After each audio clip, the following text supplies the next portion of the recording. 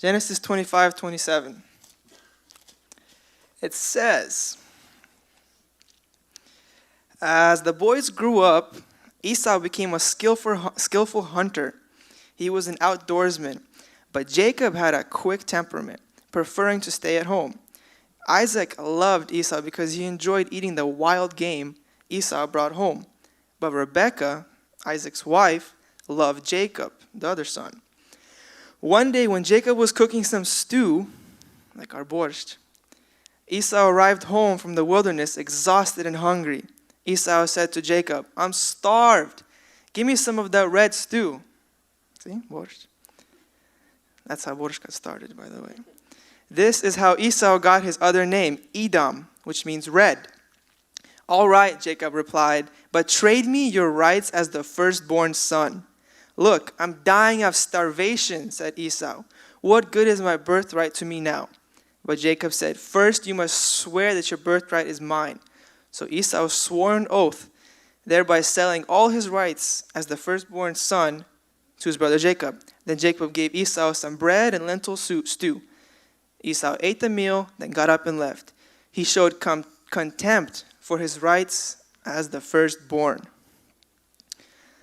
So to kind of summarize this really quick, Esau came back from the wilderness and he was really hungry. And he traded away his future, literally. Back in the day, the firstborn son literally got everything from his father's possessions. The other sons didn't really get much. The firstborn was the most important. He got the blessings. He got the possessions, almost everything. And Esau came home, and he traded this all away for a quick, I guess you could say, quick pleasure, you know? Just quick. He needed something really fast. He didn't really think about the future, and he just traded it away because he was hungry. He was starving, you know?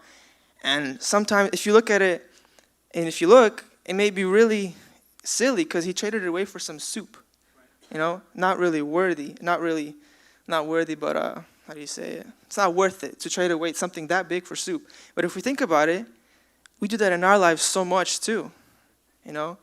When, let's say, for example, cheating, you know? When we cheat on our test, when we cheat on a fellow brother or cheat the church even, it may not seem like something. It may seem like a quick benefit to us because we get something, a reward, you know. We might get some money there. We might get to save some money there.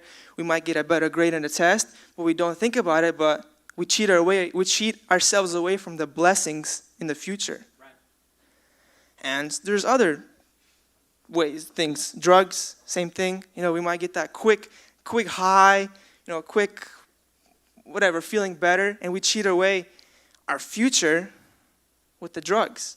Right. And actually with drugs, there's two things. There's physical blessings or physical things that we lose, like our health. You know, we can damage some of our organs or whatever, and this can cause future problems later in our life, like we want to have kids, or even our health, even our, you know, kreži bulять, and like everything, you know.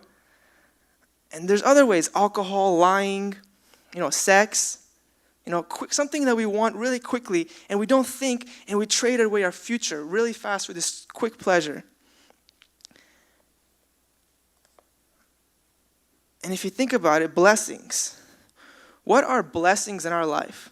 You know, we were talking about this topic, and actually this sermon started for me on Sunday when we had the small group. It was kind of quick, and we had like a quick Bible study for like 30, 45 minutes, and I came home and I was really trying to get into this, and I really thought about blessings. What's blessings in your life? What do you count as blessings? You know, the first thing people think about is money. You know, if you have lots of money, you are blessed. You know, God bless me with money. You know, that's like the first thing people think about. But then when I really started thinking about it, that's such a worthless blessing. And we don't think about the blessings that we truly have sometimes, like health, our families, peace with our families. That's such a big issue these days. No peace within families, husbands and wives fighting, kids can't get along with their parents, always fighting. That's a blessing when you have peace in your family, health in your family. If you're a parent, to have a healthy child, a respectful child. So many blessings that we don't care about. A job, I guess you can correlate that with money. A great church that loves you.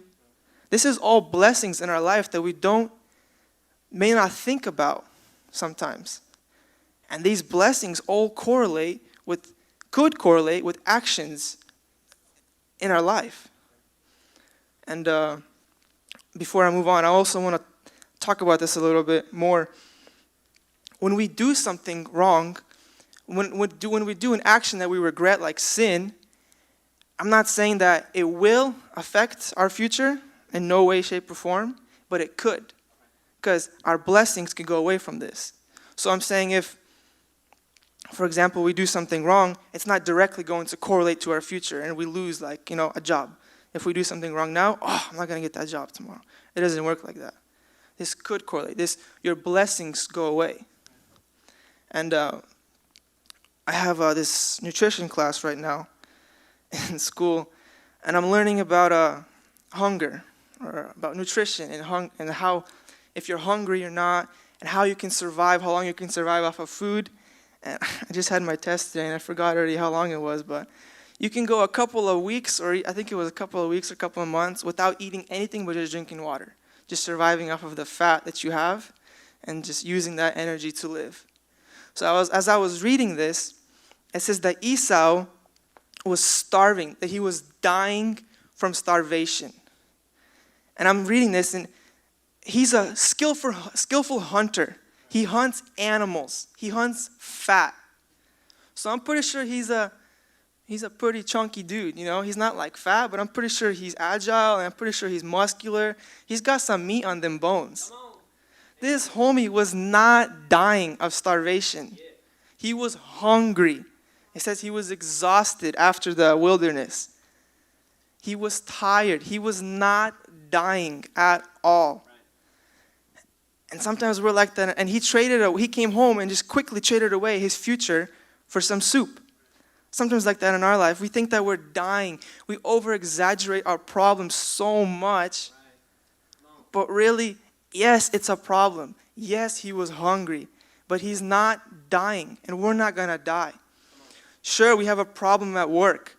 It might have been a hard day at work. We might have lost something. We might have not gotten a deal we wanted. But that doesn't mean we have to come home and drink away our pain, or shoot up our pain. Or if we have a hard test coming up and we're studying, it doesn't mean that towards the end we just have to blow all this and just cheat it. Right. Or whatever it is like in our life. Our problems may be big, but our God is bigger. And these problems, we over-exaggerate sometimes. And they're not as big as they seem, just like this. We trade in our future blessings for this immediate satisfaction. And yep. Making right choices, like I said, has effects. And if we read at Genesis 27, 34, moving on a little bit.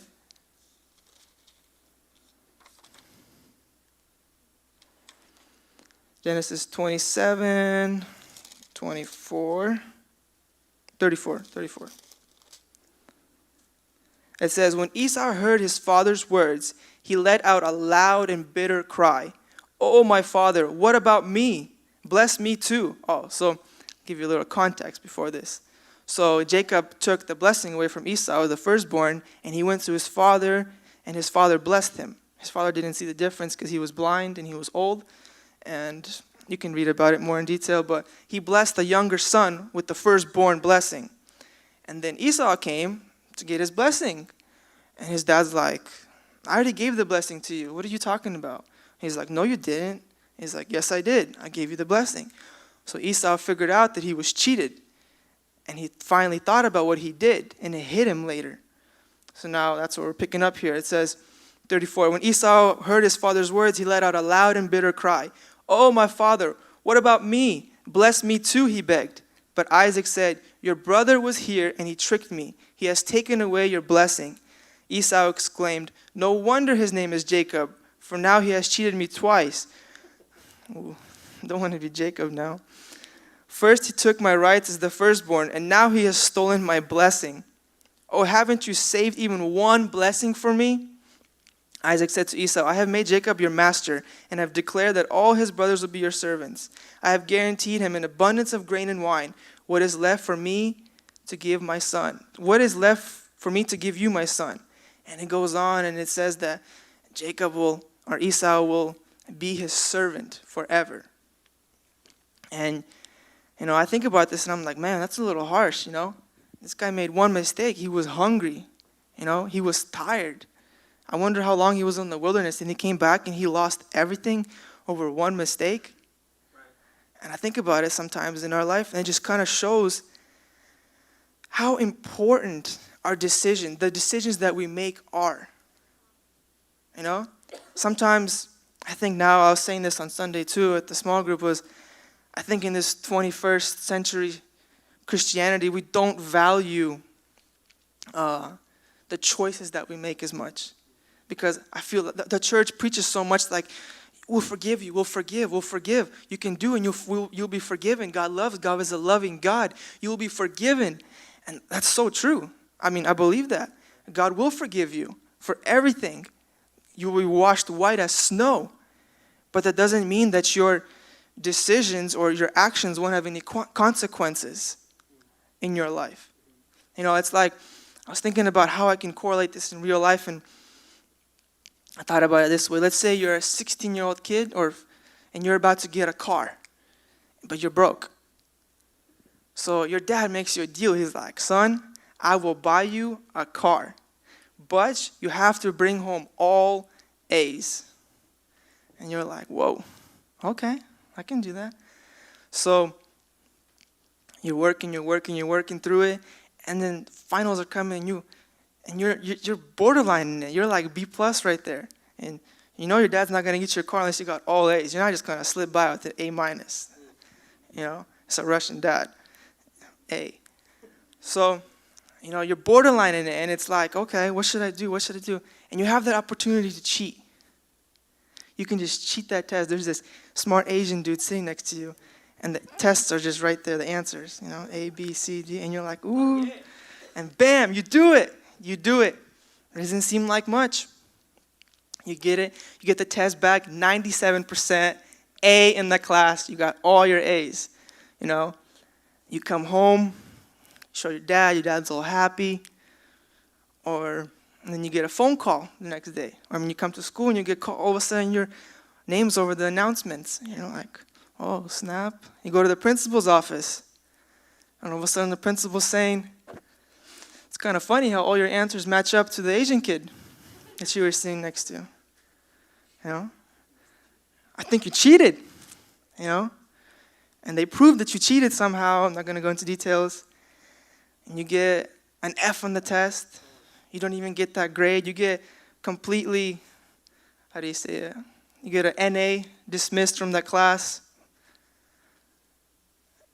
You get suspended from school for a couple days. And you come home. Your dad's mad at you. He yells at you for a couple of times. You know how Russian parents yell. They yell, take a break, repeat, yell the same thing. And they go over it again. And then they go over it again. And then they go over it again, like 17 times.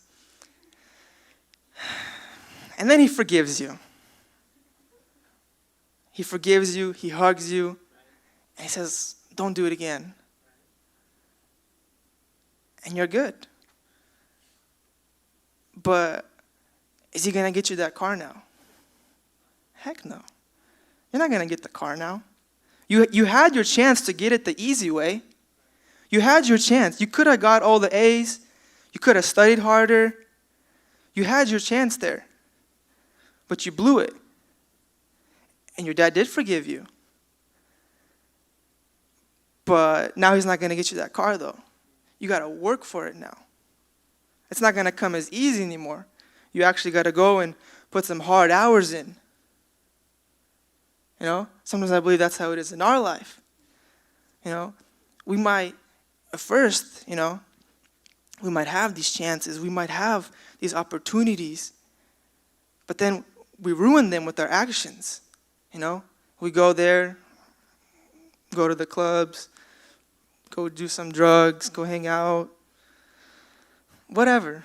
You guys know. We do some stuff. God forgives us. But those blessings are now gone. Some of those blessings are gone now. And we're still going to live. It's just going to be harder now. We have to actually work for it now. It's harder now to move. That's how it was for Esau. He had the blessing. He had everything laid out for him. The blessing was there. All he had to do was have his father pray over him. He would have had all the possessions. All the brothers would have been serving him. He would have had all the livestock, everything. He would have had God's blessing over him. But he lost it with one decision. And then moving on to Genesis 27:41, it says, from that time on, Esau hated Jacob because their father had given Jacob the blessing. And Esau began to scheme. I will soon be mourning my father's death. Then I will kill my brother Jacob. The funny thing that I get from this is Esau was just blaming Jacob. Yes, Jacob did. That's a good word. Deceive Esau. Yes, he completely deceived him. He completely tricked him. But wasn't it Esau's fault also? Isn't he to blame also for his actions? Sometimes it's like that in our life too. We do something, or let's say we have a job and we lose our job, and we blame God right away for it. God, why did you take my job away? Or God, why can't I even get a job? Why can't I this? Why can't I this? And we start blaming God, but we don't blame ourselves. We don't blame our actions. Or let's say we get God forbid, we get diagnosed with something, cancer or something, and we automatically start blaming God, and we are asking God, why? Why do I have this? Why do I have cancer? And we start blaming God, but we're so mad at God, we're so frustrated, but we don't blame, or we don't even think about it ourselves. We don't put any blame on ourselves. I did anything I wanted back in the day. I went there. Anything I wanted. I disrespected my parents. Whatever I did, I think everything, I still expect to have blessings from God. I still expect to have health. And we never blame ourselves. I can't remember if I read this somewhere. Alex had an example like this, but I remember this example forever. And it was there was some guy at somebody's work once. And this guy, I think he was an atheist, and he always mocked God. Always mocked God. He always said something wrong. He always made fun of Christians, and he was just the worst. And he just kept on going. He was high up there for now, and he felt good about himself. And then one day came, and cancer hit him. And he went from this big macho guy that always talked smack about God to being this crumpled little man who literally couldn't say any word anymore. He was almost, I don't remember the details. I'm just making up my own thing now. But he was just low. He was crippled. He was small now. He couldn't even talk. He went from so high to so low. And then he thought about his action. He's like, man, I do deserve this. How many times did I went against God? My whole life, I was going against him. My whole life, I was talking against him. I do deserve this. And then there was a man in the store, and he asked the man, can you at least pray for me before I die? Just pray for me that I can get what you had your whole life, that I always made fun of. Can I at least have that? And the man said, sure, and he gave his life to God. But that's my point, is that our actions, I'm going to say it over and over, have effect on our future. We might not realize it now because we're so young and we don't think about our future. We don't think about the kids that we might have 10 years down the road or whatsoever, because who thinks of that kind of stuff? Except for Alessa, I know. She's pregnant. She's thinking about that now. She has no choice. But like, when I was 10 or 12, man, I was thinking about when I can get home faster to play my video games or, or like, whatever. I wasn't thinking about my kids and the actions that I'm going to have or the future or the blessings that I'm going to lose in my life or something. That was like, yeah, right. But we have to think about it in that way. We have to value everything that we do. It's not as simple as black and white as our churches may say it now, where, I can just sin, and then I can just come to church and forgive. It's not a big deal. It's like I'll be back as normal. Yeah, that's true. We will be forgiven, but there is repercussions. That's a big word. And I'm going to close up now, and that's just kind of how I want to end it, is I really want us to focus on and think about this. It really caught my attention with Alex before when he was saying is that we come here and we always want to give up the same thing in our life. We always struggle with the same thing in our life. And we keep struggling with it over and over and over. And we just can't seem to get rid of this one sin, and it just keeps biting us over and over. And, Alex said it perfectly. That's okay. God loves us, and he's going to take us always. But sometimes we just have to put our foot down, We just really have to put our foot down and stand up to it, Our God is bigger than any sin. He is bigger than any problem. Esau wasn't as hungry as he really thought he was. Our problem isn't really as big as we think it is. Sometimes we just got to put our foot down and stand, that's enough, I'm not doing that anymore. I'm not going there anymore. It's how strong-willed we are. It's how much, I said that wrong. It's not how strong-willed we are. It's how much we trust, how much we go with God, how much faith we put in God. Because with ourselves, we won't accomplish anything. But when we rely on God, we will conquer it. We will get over it. So that's what I want to leave it at. Put your foot down when you have a sin or a problem. Be careful what you do. Be careful with your actions, because they do have consequences for your future.